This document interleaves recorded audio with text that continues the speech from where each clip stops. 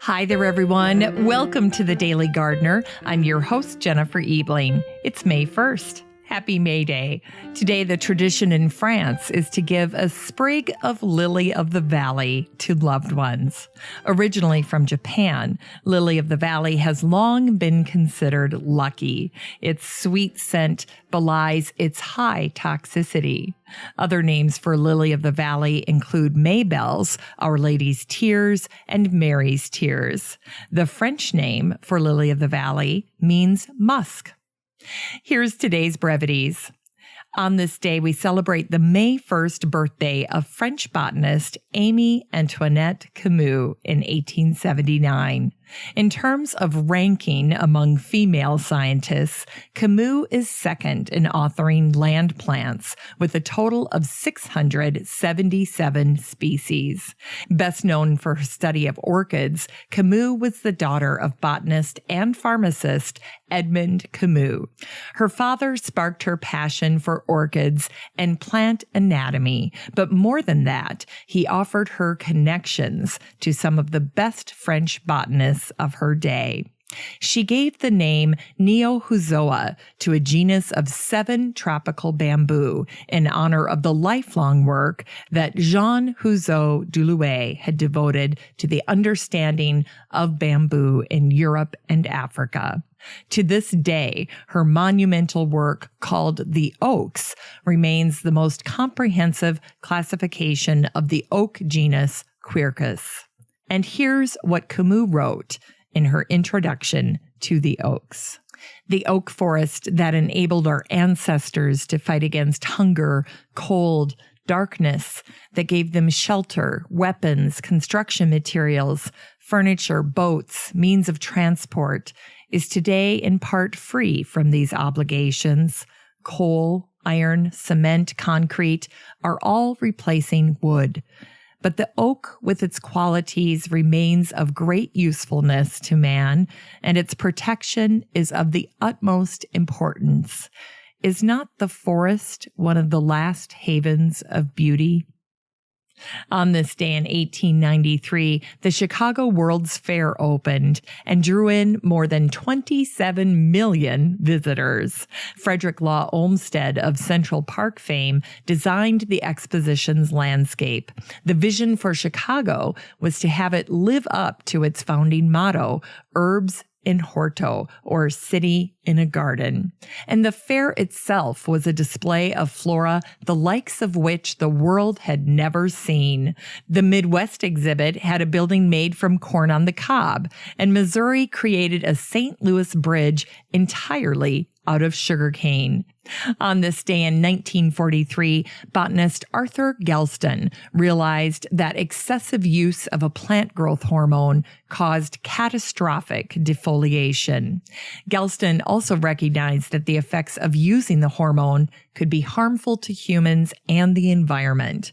Nonetheless, the Army moved forward, using Galston's work to develop herbicides during the war to destroy enemy crops. And it would be shipped in steel drums marked with an orange stripe, inspiring the common term for the herbicidal weapon, Agent Orange. On this day, it's the birthday of Wolcott Andrews, a New York City landscape architect who lived in Wis-cass-it, Maine.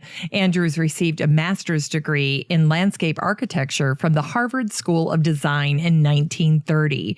And he started out working with New York's Park Department. That experience afforded him the chance to partner with Frederick Law Olmsted Jr. in designing and constructing the site of the cloisters. Andrews eventually became the senior landscape architect for the New York Housing Authority for more than 20 years.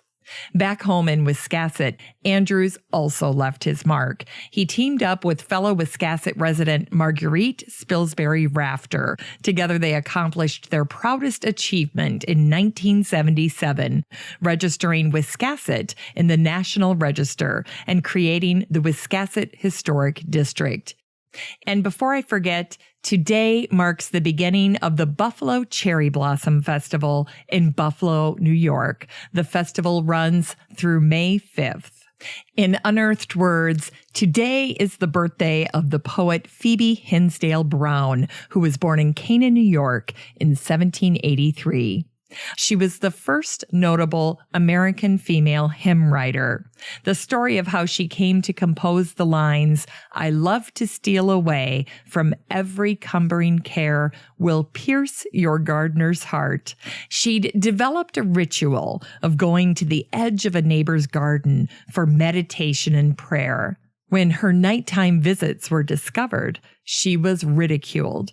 In tears later that evening, Brown wrote Twilight Hymn, and she recalled, "I sat down in the kitchen with my daughter in my arms when the grief of my heart burst forth in a flood of tears."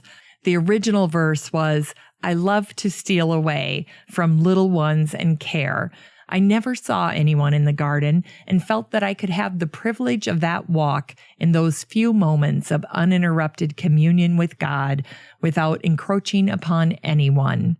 And I often thought that Satan had tried his best by depriving me of a place to pray." Today's book recommendation comes straight from the Des Moines Botanic Garden, hosting their first ever botanical book club today. They'll discuss The Orchid Thief, a true story of beauty and obsession by Susan Orlean. It's a fascinating story. Why would someone steal orchids? The Orchid Thief is based on Orlean's investigation of the 1994 arrest of John LaRoche. Turns out LaRoche was determined to find and clone the rare ghost orchid for profit. For today's garden chore, learn how to plant bare root roses. There's a first time for everything, and once you get comfortable with planting bare root stock, you'll wonder why you didn't do it sooner. Chris Van Cleve over at the Redneck Rosarian has a nice step-by-step guide, and I love this piece of advice he shares, a good general reminder for all of us. When you're working with bare root stock, notice the large and then small fibrous types of roots. The fibrous roots are feeder roots. Don't remove them. They're essential for taking in nutrients to the plant. Finally, here's something sweet to revive the little botanic spark in your heart. While I was researching the 1893 Chicago World's Fair, I learned that it was the origin for the concept of the state flower. At the fair, each state chose an emblematic flower for a national garland. On this day in 1908, Illinois adopted the purple violet, and in 1918, Massachusetts adopted the Mayflower, or the trailing arbutus. And finally, here's a quick thought about the trailing arbutus. It's often mentioned as a sweet harbinger of spring. Longfellow referred to the arbute in his lines To a Child from 1846. He tells how an Indian peasant made a discovery of silver when he fell and accidentally grabbed the trailing arbutus to break his fall. In falling clutched the frail arbute, the fibers of whose shallow root, uplifted from the soil, betrayed the silver veins beneath it laid. Thanks for listening to The Daily Gardener. And remember, for a happy, healthy life, garden every day. The Daily Gardener is produced weekdays in lovely Maple Grove, Minnesota. You can find complete show notes over at thedailygardener.org, and be sure to share the show with your garden friends. You can find The Daily Gardener on all your favorite social media, Instagram, Twitter, and Pinterest, and of course, Facebook. While you're over at Facebook, don't forget to join the Daily Gardener community. Just search for these 3 words, Daily Gardener Community. The group will pop right up, and then request to join. Finally, I want to thank my team at Podfly Productions, where my fabulous editor is Eric Begay. Have a great day in the garden, and we'll see you tomorrow.